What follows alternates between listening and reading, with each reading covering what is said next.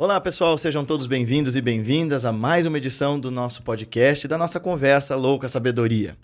A gente fala aqui sempre que a gente acredita na construção de um mundo diferente, de uma nova forma da gente se abrir ao conhecimento, quando a gente troca, compartilha sabedoria, quando a gente compartilha conhecimento com pessoas de todas as áreas, com pessoas de todos os caminhos, porque a partir desse diálogo, quando a gente se vulnerabiliza para ofertar e receber o que há de melhor para o outro e do outro para nós, que a gente consegue criar pontes de conhecimento que nos transformam. E isso é sabedoria e que de uma forma louca nos encanta e nos move a todos. Hoje eu tenho a honra, o prazer e a alegria de receber uma querida amiga e que também ocupa um papel muito importante na minha vida, na minha trajetória, na minha carreira profissional, porque ela também, além de uma super importante cientista pesquisando os temas que nos agradam e nos interessam sobre bem-estar, autoconhecimento e meditação, me deu a honra de ser minha orientadora no meu mestrado e, quem sabe, no que vem pela frente.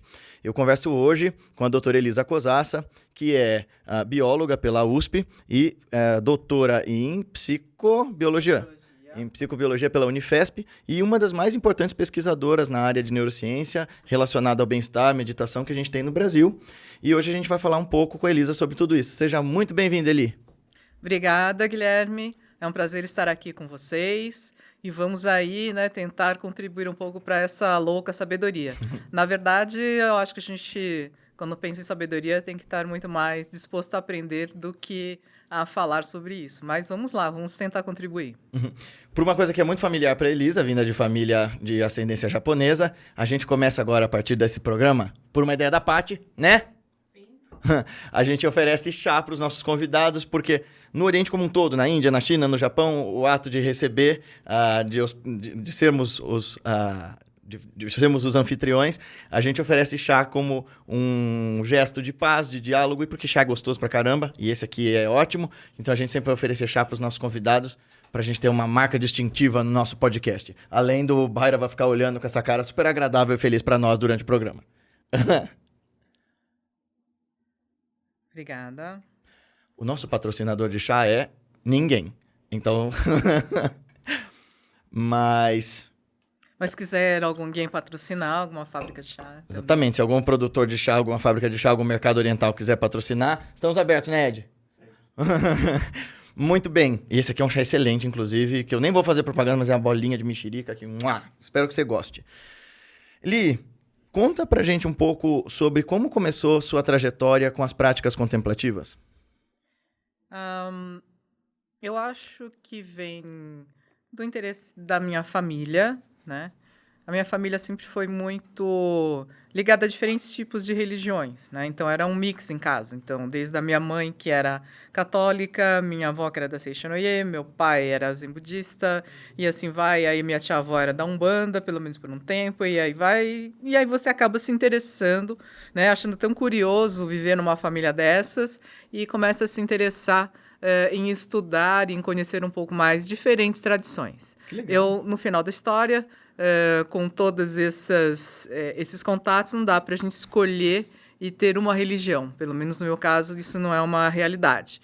Então, eu não me considero uma pessoa religiosa, mas eu me considero uma pessoa espiritualista a partir de todas as experiências que eu vi na minha família, que eu vivenciei desde muito pequena. Então, eu acho que ali começa o interesse pelas práticas contemplativas. Mas, talvez mais formalmente, isso começa com a minha prática do Aikido. Eu soube que você vai ter um convidado para falar sobre o tema também, né? O Aikido é uma arte marcial de origem japonesa e que tem um grande fundamento na filosofia, né? E na ideia da não violência. Aí você pode falar, como assim uma arte marcial que tem uma coisa ligada à não violência? Deixa para o próximo podcast, que a história é longa. Mas, basicamente, o fundador do Aikido, Morihei Ueshiba, desenvolveu essa arte a partir de uma experiência de iluminação. Nossa, eu quero ouvir de você, então, depois. Mas a gente...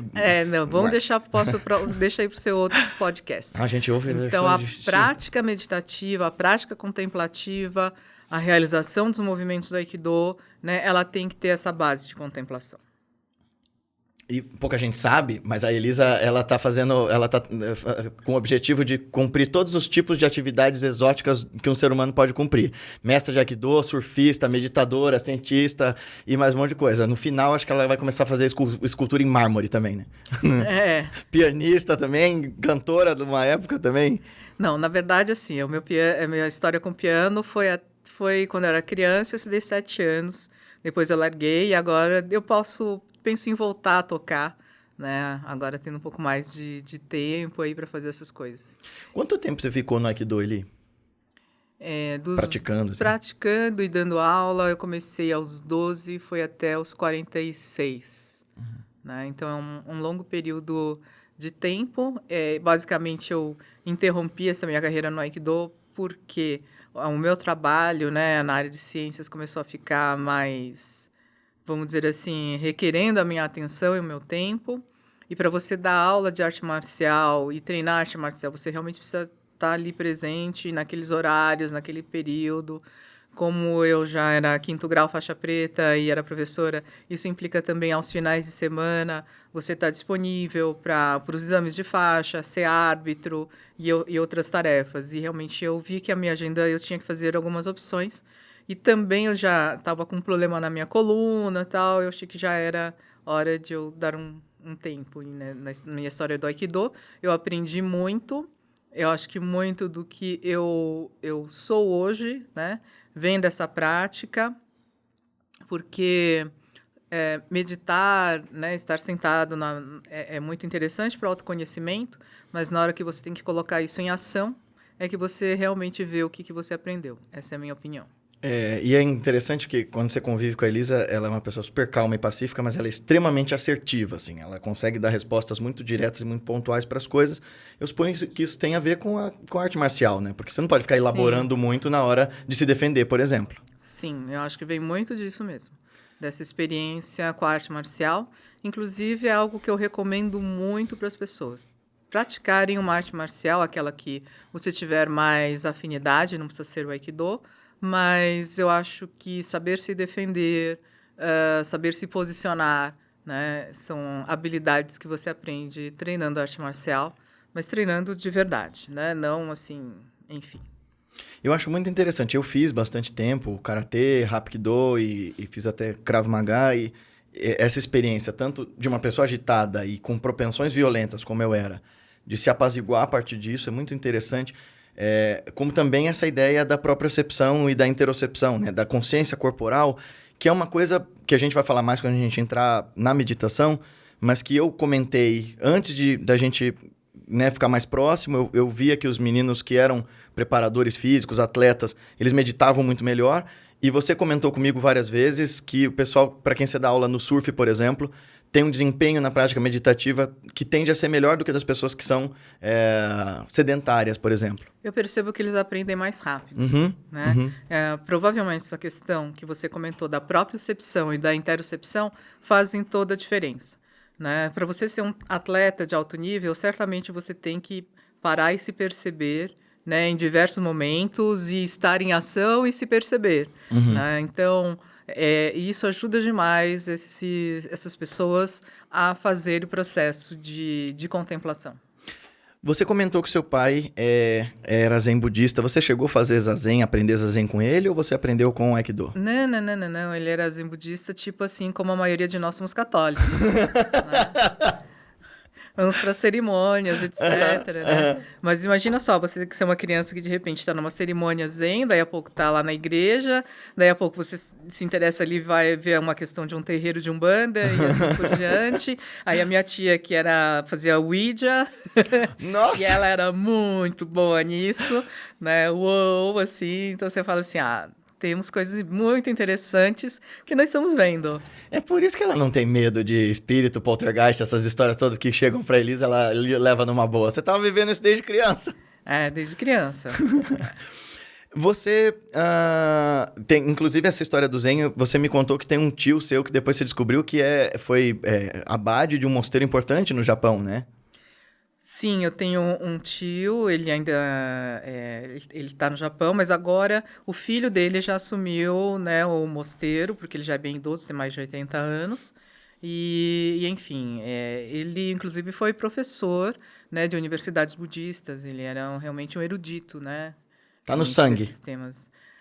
Talvez, é que assim, esse meu tio, ele é casado com a minha tia, Aham. né, então assim, não, ele não é direto, mas, enfim, tem uma história de samurais, né, a minha família é uma família de samurais, enfim, então, eh, essa questão toda de disciplina, de contemplação, vem muito, talvez, esse histórico familiar, principalmente da família do meu pai, né?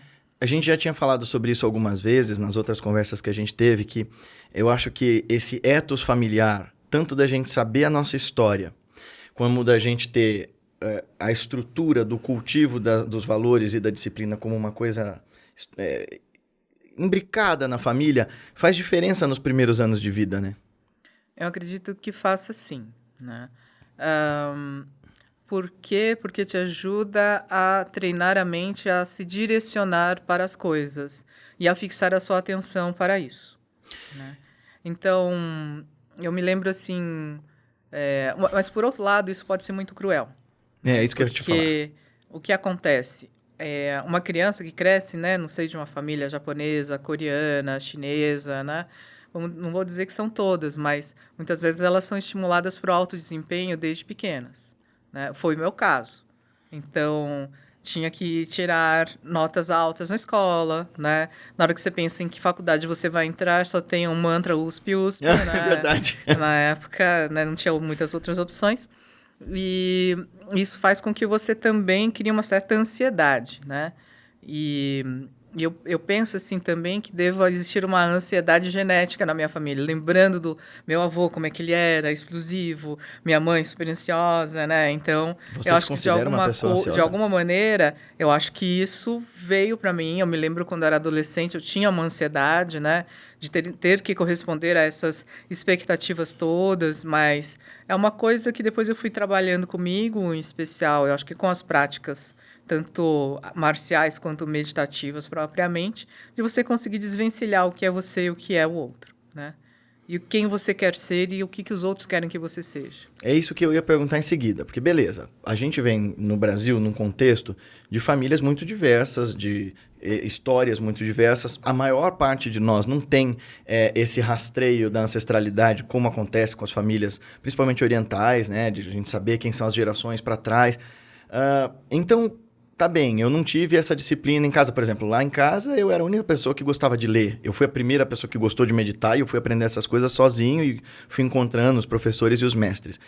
Você acha que dá pra gente, quando não recebe isso em casa, esses caminhos estruturais para equilíbrio, paz, autoconhecimento, isso pode ser aprendido? Eu acho que pode ser aprendido, não só acho, eu sei que pode ser aprendido, né? É o que os estudos na área de aprendizagem têm mostrado, e o interesse que existe hoje das escolas também trazerem uma aprendizagem socioemocional. Então, eu vejo que essas questões, sim, podem ser aprendidas, mas é claro que se você tivesse uma família estruturada, isso seria mais fácil, né? Não é a realidade para todos, mas eu imagino que com o tempo, à medida que as escolas forem também se estruturando para trazer esse tipo de aprendizagem, nós vamos conseguindo ajudar aquelas crianças que têm essas dificuldades no seio familiar, né?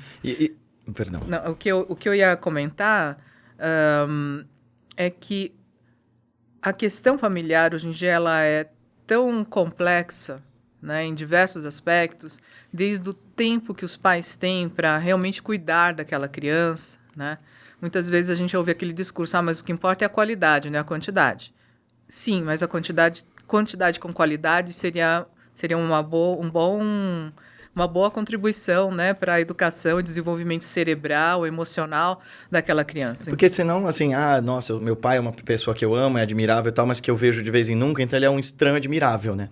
Ele é uma pessoa, uma figura que eu tenho ali num pedestal, mas que não é íntima das minhas questões, né? É a mesma coisa que você, sei lá, admirar um prêmio Nobel, né? Exato. E de repente, quero ser, me espelho nele, mas eu acho que é muito importante os pais entenderem que, claro, qualidade é importante, mas quantidade com qualidade seria muito melhor do que só qualidade de vez em quando. Tem uma coisa que me preocupa bastante, a gente já falou sobre isso nas nossas conversas, e que me parece uma forma equivocada dos pais hoje em dia, que estão tentando ser diferentes do que as gerações anteriores, que estão tentando criar um ambiente favorável de diálogo e de compaixão, mas eu vejo que existe um discurso como se quisessem erradicar a aspereza, as dificuldades da vida. A gente ouviu uma notícia, um tempo atrás, a Patrícia e eu, de um avô rico. Eu não lembro nem se foi contigo que eu comentei isso, que o avô quis anestesiar os netos antes de tomar vacina, vacina, injeção, porque não queriam que eles passassem por nenhum tipo de dor. Eu não quero que meus netos passem por nenhum tipo de dor que leve trauma. E eu pensei, gente, mas isso é a fórmula para você criar uma pessoa traumatizada e problemática. Assim, você acha que existe esse equívoco em relação às pessoas estarem recusando a aspereza, o aspecto do fazer coisas difíceis, do deixar a criança entender que existe valor também na dificuldade, na dureza das coisas, não só trauma? Então, se a gente for pensar no modelo, né, educacional mais disciplinado, ele é áspero, ele é rude, mas ele também te prepara para as dificuldades da vida, né? Se você tentar tirar, né, o sofrimento, isso me faz lembrar um pouco a história do Gautama Buda. É verdade. Né? Então, diz a história que o pai dele tentou isolá-lo, né, de todos os sofrimentos, de não ter contato nem com a velhice, né, nem com nada. Que nem esse avô. Exatamente. E, de repente, ele se tornou assim, um príncipe... Era um playboy de 2.600 anos atrás. 2.600 anos atrás, até que o choque, né, de ver o envelhecimento, entender que existe o sofrimento, é que fez com que ele buscasse um outro caminho de vida, né? Então, isso me faz lembrar também um amigo meu que estava com a filha internada numa clínica de reabilitação de drogas, e uma das coisas que a psicóloga falou para os pais, né, foi, vocês dão muitas coisas para ela, né? Ah, sim, nós procuramos cercá-la, né? E fazer o melhor que nós podemos. Então, e o que será que ela pode dar para o mundo? Né? Será que ela sabe isso? Que ela tem a possibilidade de fazer algo importante para as outras pessoas, servir, né? Servir ao mundo, servir de alguma maneira, né? Para que esse mundo se torne melhor? Então, acho que essa é uma boa pergunta que fica no ar aqui, né? As pessoas falam muito hoje de propósito, inclusive essa foi uma palavra sequestrada por esse cultismo alienante e superficial, mas eu suponho que não tenha algo que norteie mais nosso senso de propósito do que essa ideia de viver uma vida que vale a pena não só para o seu próprio umbigo, né? Sim. Eu comentei com você há um tempo que, com as práticas e com o tempo, sentir compaixão estava sendo quase doloroso. Eu não conseguia evitar de pensar no sofrimento alheio quando eu me conectava minimamente com ele. E aí você me disse uma coisa muito bonita. Você disse, sem isso viver é insuportável. Uhum. Que você acha sobre esse senso de propósito norteado por tentar viver por algo maior do que o próprio umbigo? Isso faz sentido quando a gente fala de bem-estar, por exemplo? Faz total sentido quando a gente fala de bem-estar, e aqui eu vou já falar um pouquinho sobre o nosso 4º Simpósio Internacional de Bem-Estar, que vamos ter no Einstein. Quem tiver interesse é só dar uma buscada no Google, Simpósio Internacional de Bem-Estar Einstein, aí você vai encontrar o nosso 4º simpósio lá, e a gente tem uma programação que ela vai tentar abordar vários aspectos, né? Desde o aspecto do trabalho, né? Como a gente pode buscar gerar bem-estar mesmo numa situação de estresse, tanto que a gente convidou 2 pessoas que trabalham em empresas de tecnologia, né, e que fizeram a sua carreira lá. Vamos falar como é que elas conseguem equilibrar a vida profissional com o trabalho num ambiente tão exigente, né, de alta performance. Nós vamos falar no outro bloco sobre as questões de sustentabilidade, né, de questões climáticas. Então, a gente vai ter uma palestra sobre Big Data, como utilizar Big Data para prospectar essas informações. A gente vai ter uma pessoa falando justamente sobre o ambiente social e a governança, né, o famoso ASG, por que isso é importante, precisa ser aplicado, porque parece uma coisa etérea, na minha opinião. Muita gente fala de ASG, mas Então, mas vamos aí, como é que é isso na prática? Como é que funciona? Para quem não sabe, o que é ASG? Então, ambiente social e governança, né? É uma das coisas que mais se tem falado aí no mundo corporativo hoje em dia, tá?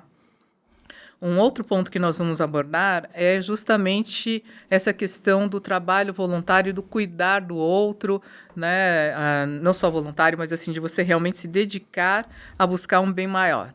Então, nessa mesa, nós vamos ter desde os de médicos brasileiros que foram para a Polônia ajudar os refugiados ucranianos, né? E falar um pouco sobre a experiência deles. Nós vamos ter também uma coordenadora do Médicos Sem Fronteiras, falando sobre essa experiência, né? Porque ela, enquanto uma coordenadora, ela tem que pensar não só no bem-estar das pessoas que vão ser atendidas, mas de quem está indo atender, né? Como reduzir as possibilidades de traumas dessas pessoas também.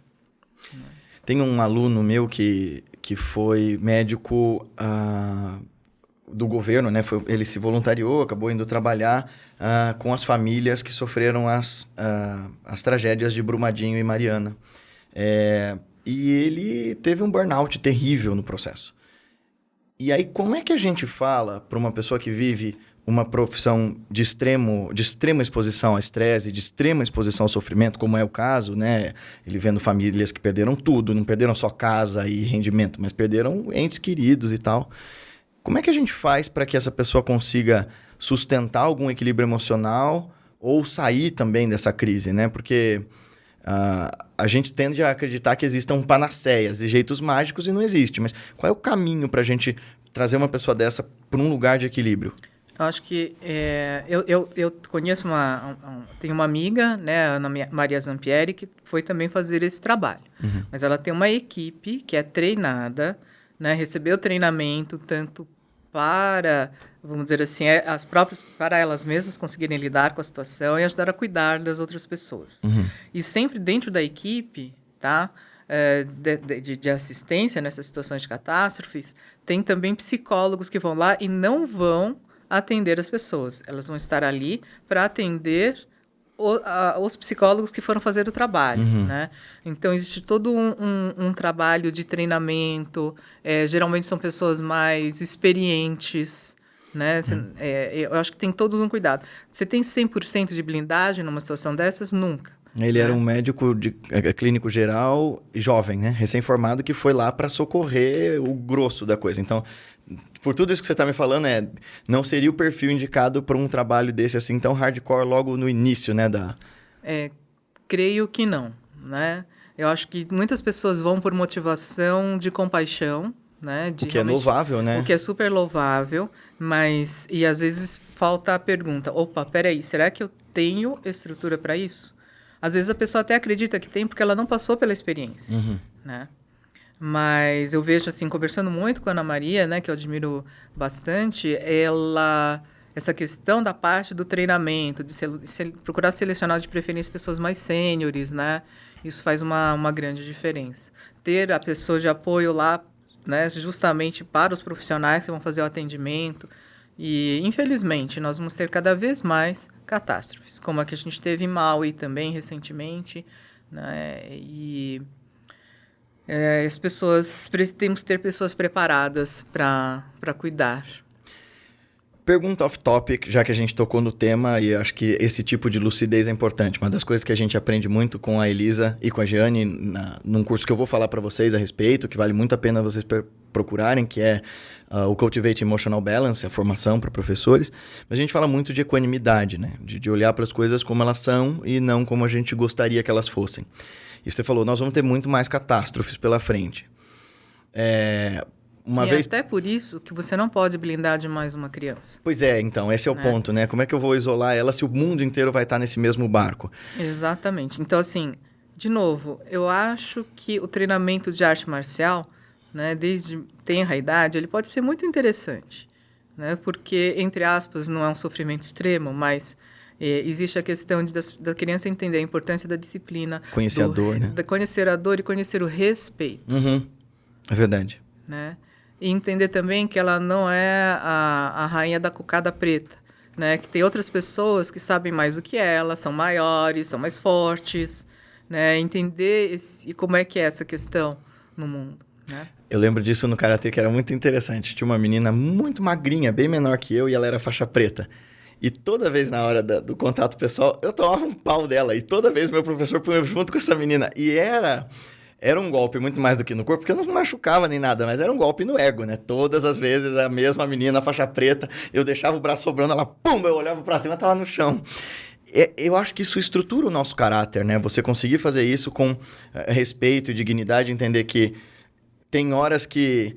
o Rumi fala isso, né? Que por vezes eu aprendo mais e sou mais nutrido com os meus opositores ferrenhos do que com aqueles que me adulam, né? Então, é necessário a gente ter apreciar esse lugar de alguém que me faz oposição e que me faz conhecer meu limite, né? E que te derruba no chão. É, verdade. Né? Aí você aprende que não só você cai, mas você levanta. Viu, Guilherme mestrando? Você cai e você levanta. E essa é a história da vida. Né? É aprender a cair, aprender a levantar, aprender a cair, levantar, levantar, e assim por diante. Né? É isso que a gente vive no dia a dia. Como é que a gente fala de felicidade em um mundo que a gente tem visto? Sim, agora você disse, tem cada vez mais chances e dados que nos dizem que a gente vai viver cada vez mais tragédias. Tem dados econômicos bastante consistentes que a gente vive num mundo cada vez mais desigual, com uma parcela grande da população que sofre dessa desigualdade, mas que aplaude e se encanta com a ideia, por exemplo, dos bilionários criando essa distância astronômica entre nós. Então, né, ao invés da gente considerar, pensar a desigualdade, a gente quer se tornar bilionário. Então, a gente está vivendo um mundo cada vez mais superficialista, cada vez mais egoísta, como a gente trabalha no nosso curso sobre o Byung-Chul Han. Dá para a gente falar de felicidade em um mundo que tem se fragmentado tanto e tem se distanciado tanto do modo natural de viver, por assim dizer? O que você considera um modo natural de viver?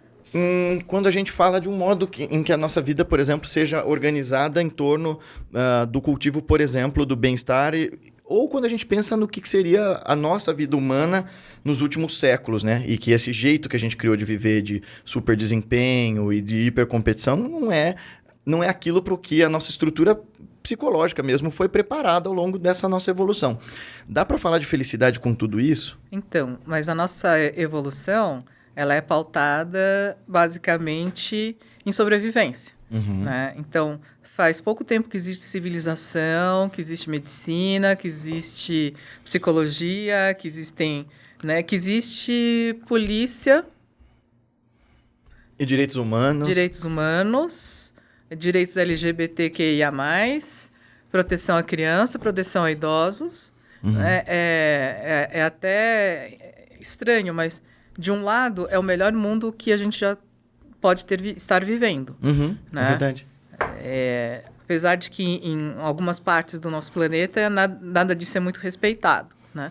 Mas nunca se preocupou tanto e se implementou tanto, né, a questão do cuidado com as pessoas. Tá? De outro, você tem essas questões, né, iminentes do planeta e por assim dizer. Eu acho que eu posso começar dizendo uma frase que eu vi, acho que eu vou postar lá no meu Instagram. Eu postei só nos stories, mas eu vou pôr lá no feed, porque eu achei muito importante. A paz não é sobre onde você mora, mas o que mora dentro de você. Então, o que pode nos tornar felizes e ajudar a melhorar esse mundo, né, e a que ele tenha menos catástrofes e menos sofrimento, é o que você cultiva dentro de você e o que você vai fazer pelas pessoas. Uhum. Né? Como que você vai ajudar as pessoas a saírem de uma ilusão e realmente tentarem olhar para o seu mundo ao redor e fazer desse mundo ao redor o melhor que ele pode ser. Então, eu vejo isso. Né? Por exemplo, nós falamos sobre a questão do capitalismo, do consumismo, mas nós somos cercados disso. Esse podcast só é possível por isso também, né? Veja o ambiente todo que foi criado, o quanto isso custa, né? O quanto existe aí essa questão, né? E Mas será que você já parou para pensar o que realmente você precisa na sua vida? Esse é um conceito bem importante dentro das práticas contemplativas, né? Esse discernimento entre o que eu quero e o que eu preciso. Entre o que eu quero e o que eu preciso. E aí, quanto menos você precisa, mais feliz você é. Isso já é uma questão... Quando a gente vê aqueles documentários como o Rap, né, sobre felicidade, a gente vê ali no Rap, por exemplo, um indiano, né, muito pobre, humilde, que mora numa comunidade ali, né, em que você não tem...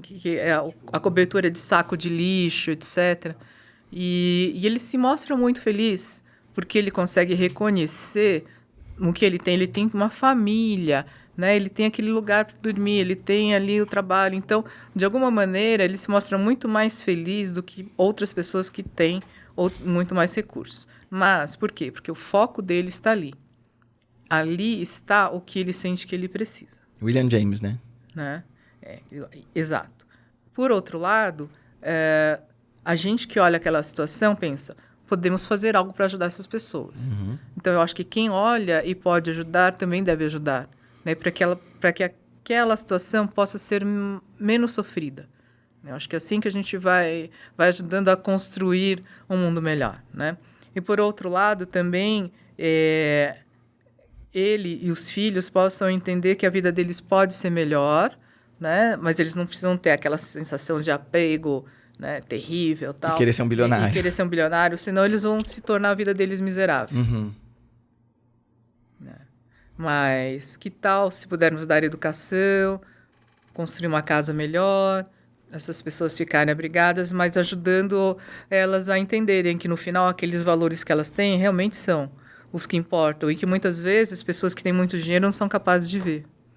Você fala algumas vezes que algumas pesquisas mostram que certa quantidade de dinheiro traz sim felicidade. Você pode comentar um pouco sobre isso? Até certa quantidade. Eu lembro que você comentou bastante isso no CIB. Tem alguns estudos que mostram, né, que até um certo valor, que basicamente significa ter um conforto e ter as necessidades básicas atendidas, esse nível de felicidade não é maior do que de muitos bilionários ou milionários, ou seja lá o que for, né? Então, ter as necessidades básicas atendidas, isso é necessário, né? Mas não precisamos de muito mais para ser felizes, principalmente se você conseguir começar a entender o que realmente tem valor.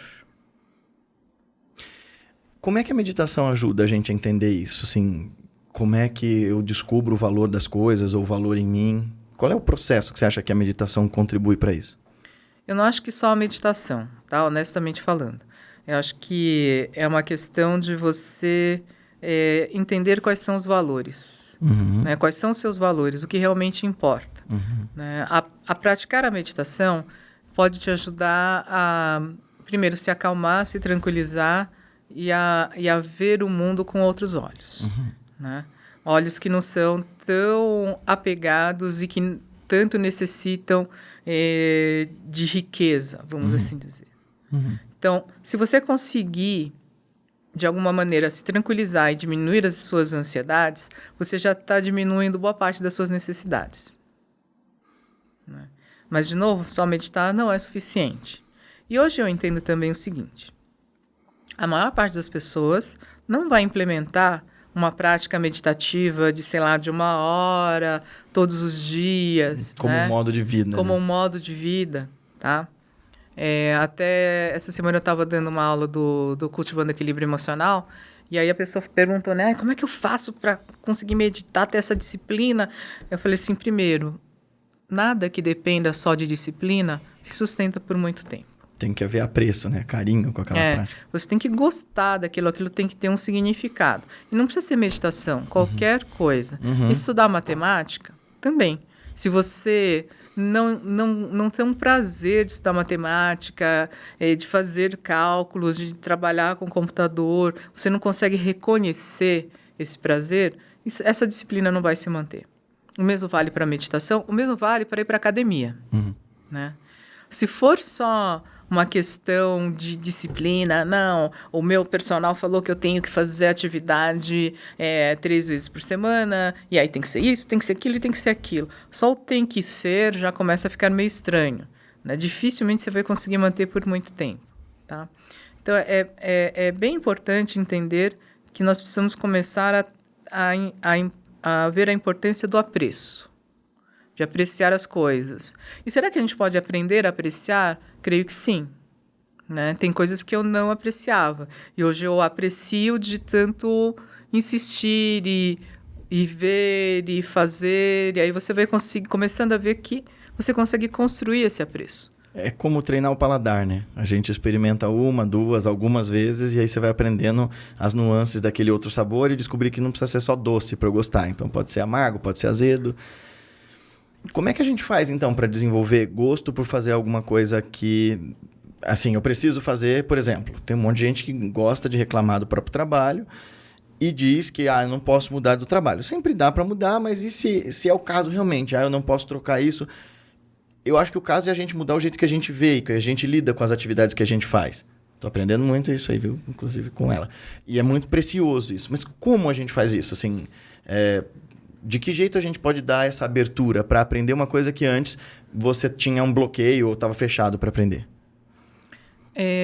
Desvincular da obrigatoriedade.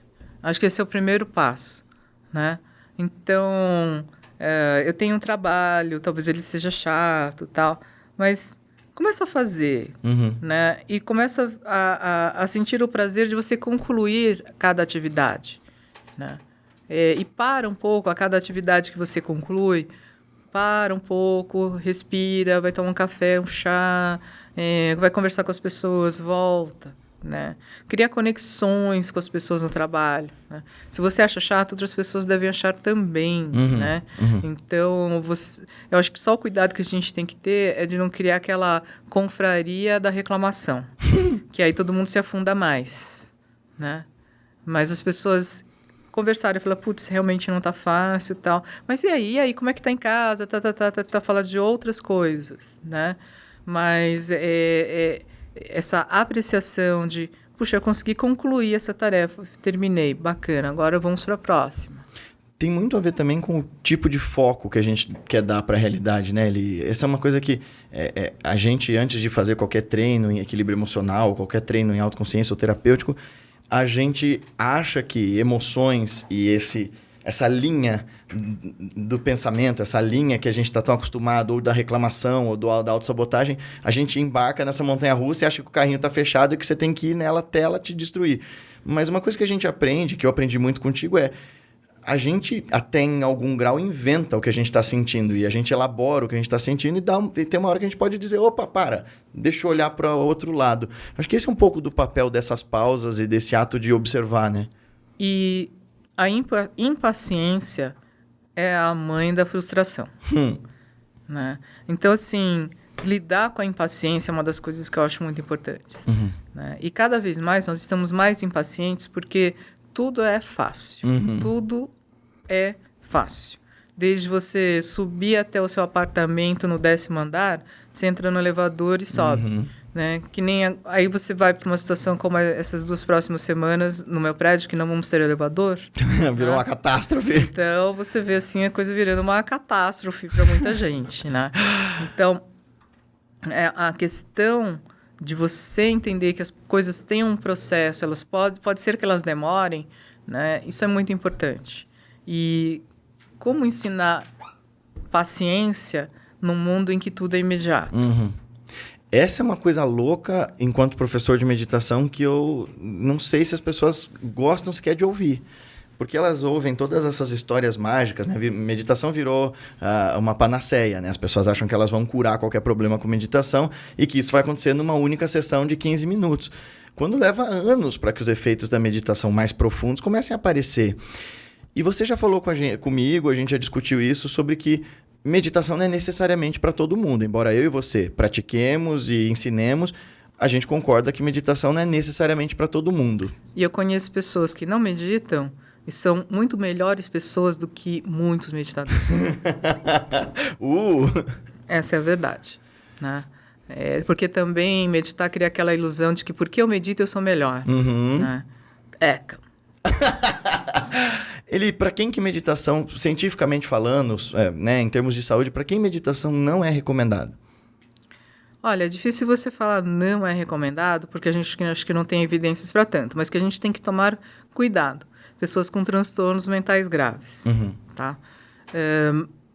Por outro lado, existem intervenções que também contemplam práticas meditativas com psicoterapia cognitivo-comportamental, por exemplo, e que são justamente indicadas para pessoas com transtornos, tá? Então, o que eu acho importante é sempre o profissional de saúde mental estar acompanhando a pessoa que eventualmente queira aprender a meditar, né? Ver qual seria o melhor momento, né?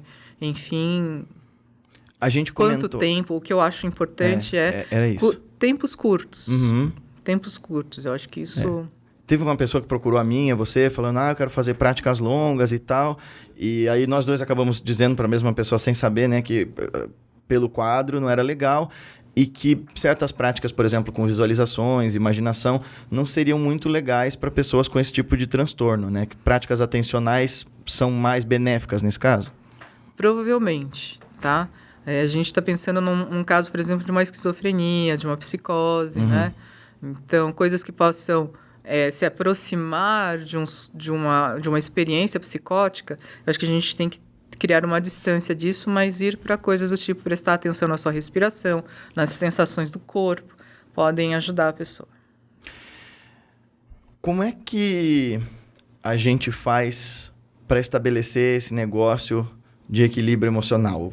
Como a gente conceituaria de uma forma fácil? Porque eu acho que equilíbrio emocional faz parte daqueles termos que a gente usa no dia a dia, mas que a gente não para pensar no que ele significa de verdade. Assim. O que isso implica? E aí a gente pode falar um pouco sobre o CBI, o que é o trabalho que você faz, como que você treina as pessoas nesse sentido. O que eu vejo...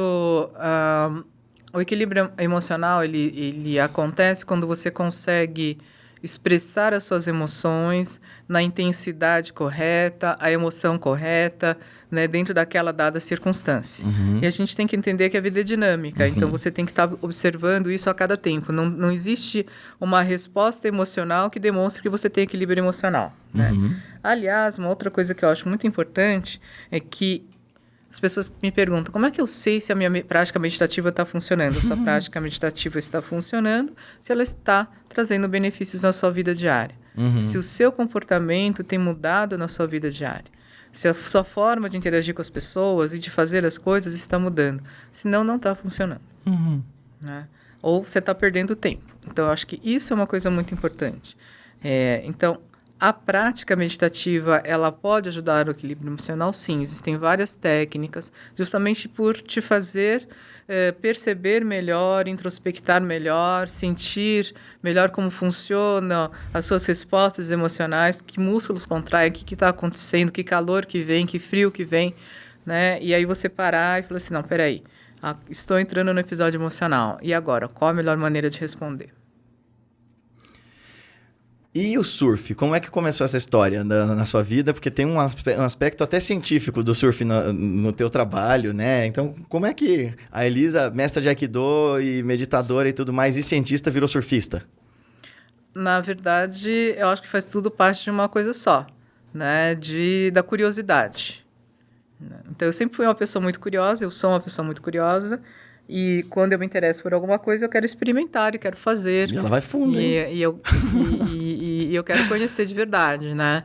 Então, é isso. Assim começou o surf também. Eu sempre achei muito legal, mas quando eu era adolescente, eu não tinha casa na praia, nem amigos que iam pra praia, essas coisas todas.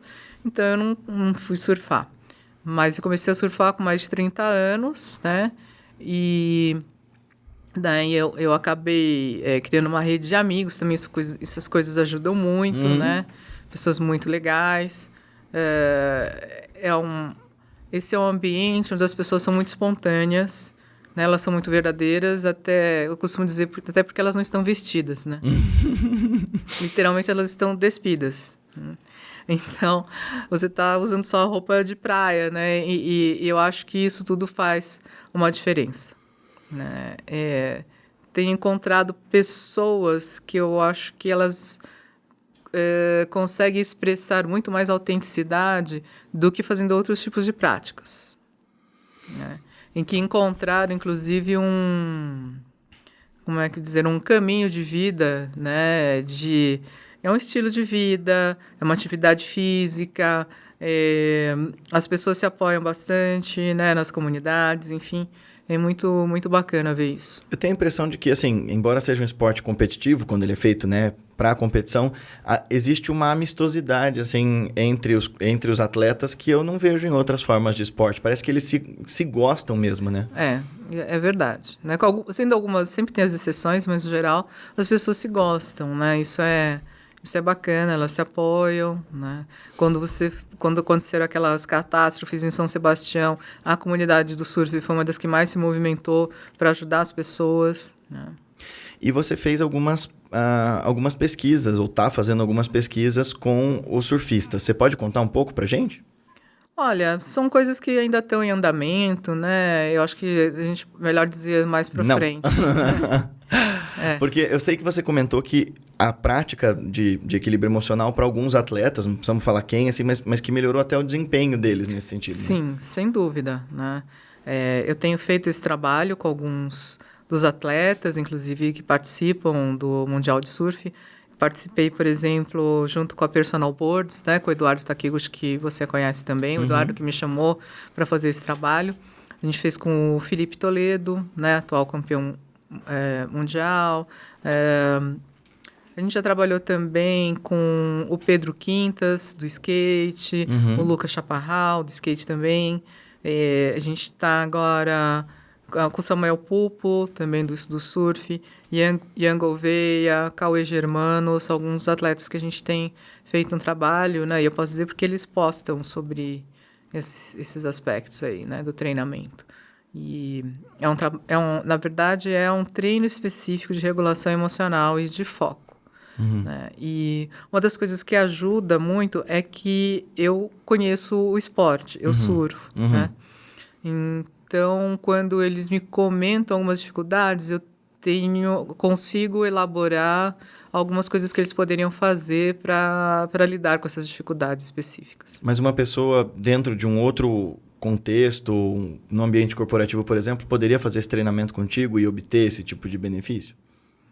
Olha, no caso do ambiente corporativo, eu nunca tenho feito um trabalho 1-a-1 como eu faço com os atletas, né?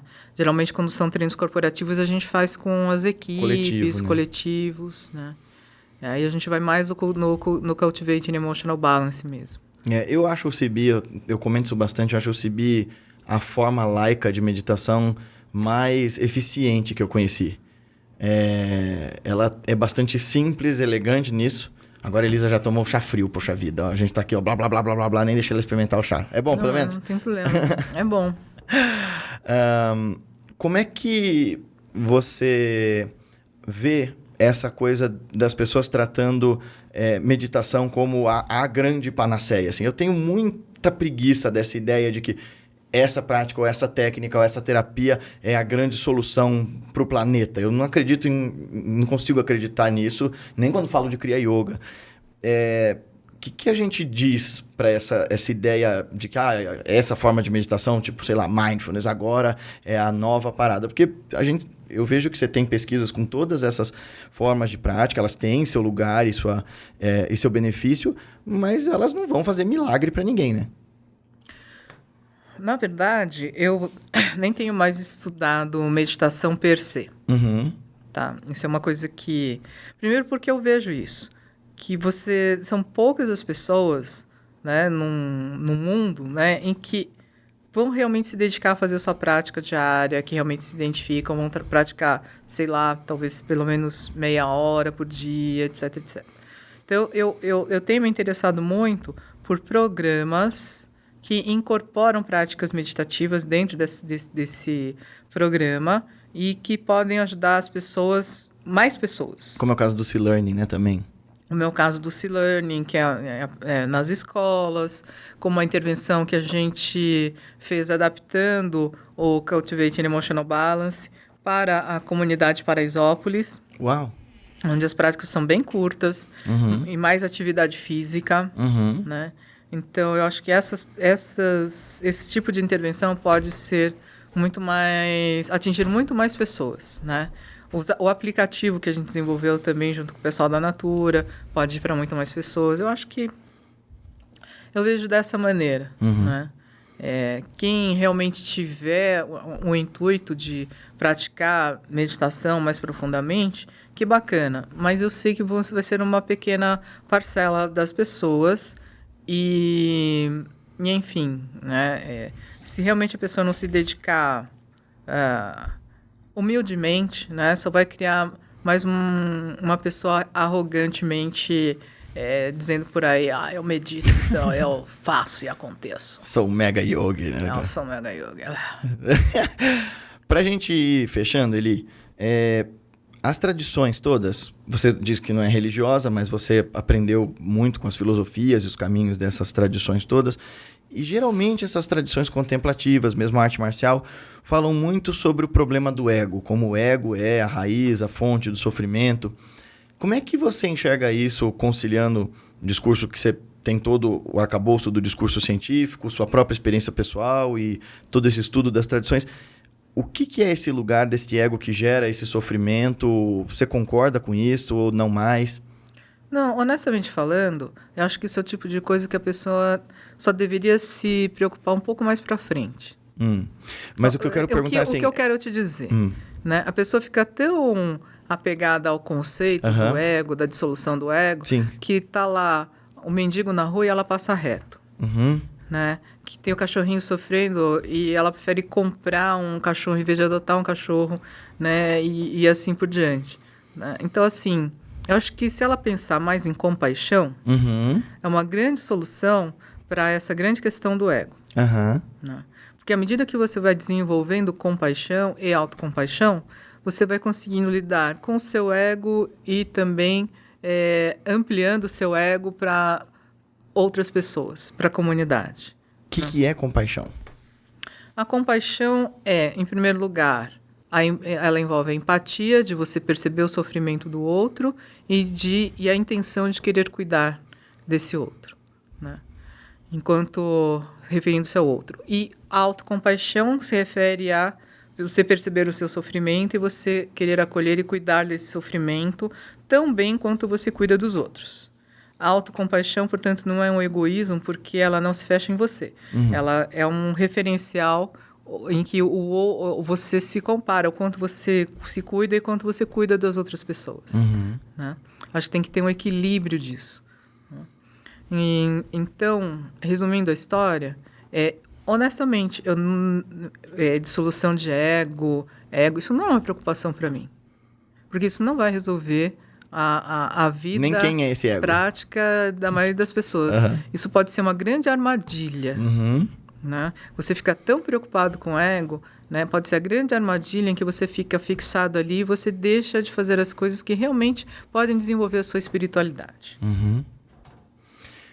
Beleza. E para fechar então, o que é espiritualidade hoje para você? Espiritualidade hoje para mim é a possibilidade de eu entender que existe uma vida para além daquilo que eu vejo, né? E que eu posso cuidar disso e que é importante cuidar disso, tanto que para a própria Organização Mundial de Saúde, a espiritualidade é um dos domínios do questionário de qualidade de vida. O questionário de qualidade de vida da Organização Mundial de Saúde tem 6 domínios. E um dos domínios é a espiritualidade. Então, eu acho que hoje em dia é muito claro o quanto é importante você cuidar desse aspecto transcendente da sua vida. Né? Não só ficar preocupada com as questões materiais do seu cotidiano. Para quem quiser aprender contigo, porque a Elisa tem uma série de atividades no meio acadêmico, no meio corporativo, no meio pessoal, né, para estudar contigo. Como é que a gente te acha e que atividades a gente pode fazer para aprender com você? Olha, eu acho que assim, aprender comigo é muita coisa, mas eu acho que eu tenho dado cursos, treinamentos e eu acho que se vocês quiserem acompanhar o Instagram, é a melhor ferramenta. @Elisa com S Cosassa, K-O-Z-A-S-A. Elisa Cosassa é o meu Instagram. E aí vocês vão ver que atividades que estão acontecendo por aí. Inclusive, eu gostaria muito de pedir para quem me segue no Instagram, olhar principalmente quando eu posto alguma coisa relacionada a alguma campanha, né, de ajudar as pessoas, que são aquelas que a gente sempre tem menos like. Eu penso assim, vai ter pouca gente dando atenção para isso, mas eu vou dar like, né? Para as coisas assim, mais bobagens, as pessoas acham, botam like, põem comentário e tal, mas na hora que a gente pede para as pessoas ajudarem alguém, uma instituição, é incrível, mas assim... A gente pode começar, quando você for fazer alguma campanha, vestir a Elisa de monja de Aikido, e aí vai botar uma luz atrás, uma música da Enya, que aí vai chamar a atenção suficiente e a galera vai. Deus me livre, mas enfim... Só pra gente fechar, para você falar de novo, para quem pegou o programa só daqui, a formação do CIB e o simpósio de bem-estar, para quem quiser fazer, como funciona? Então, o 4º Simpósio Internacional de Bem-Estar, é só você buscar no Google, Simpósio Internacional de Bem-Estar Einstein, você já vai chegar lá. Uhum. Se você quiser se inscrever, você pode fazer presencial ou você pode fazer ele online. Legal. Tá? Quem puder ir presencial vai ser muito legal, o ambiente e tudo mais. Ele é um evento beneficente, então todo o lucro vai para o voluntariado do Einstein, que cuida da comunidade de Paraisópolis, e para o Amigo H, que faz pesquisas em câncer. Olha. Né? Então, essas são as 2 entidades que a gente vai estar beneficiando. Então, se inscrevam, não fica pedindo desconto. Você pode pagar? Paga, vai lá para a entidade beneficente, caramba, né? Quando que vai ser ele? Vai ser dia 6 e 7 de outubro. Tá, então dá tempo de você se inscrever. Isso, dá tempo de você se inscrever, é uma sexta e sábado. Legal. E o CIB, como funciona? O Cultivando Equilíbrio Emocional, a gente tem um site, né, que é do Brasil...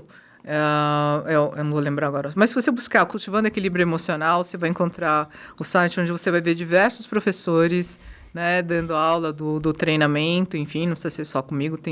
Nós formamos professores numa pós-graduação do Einstein. Então, se você quiser se tornar um instrutor do Cultivando Equilíbrio Emocional, você busca Gestão Emocional nas Organizações, Cultivating Emotional Balance. Gestão Emocional nas Organizações, Cultivating Emotional Balance, Einstein, aí você vai chegar lá na pós-graduação que forma os instrutores. É muito legal. Nós já passamos da 10ª turma já. É mesmo. Assim, eu acho que para profissionais de diferentes áreas, né? Na Sim. minha turma mesmo, nossa, era muito diverso. Tinha educador, tinha surfista, tinha filósofo, tinha executivo, tem altos executivos que já foram seus alunos, né? E é muito útil. Eu acho que instrumentalmente falando, uma das coisas mais interessantes sobre esse funcionamento interno da nossa subjetividade, assim, que eu conheci. Inclusive na Polícia Federal, nós temos instrutores formados, né, da Polícia Federal e que têm dado vários treinamentos lá, em boa parte das empresas de tecnologia, bancos, escolas, né? As escolas estão percebendo, então tem professores que se formam com a gente, estão indo ensinar.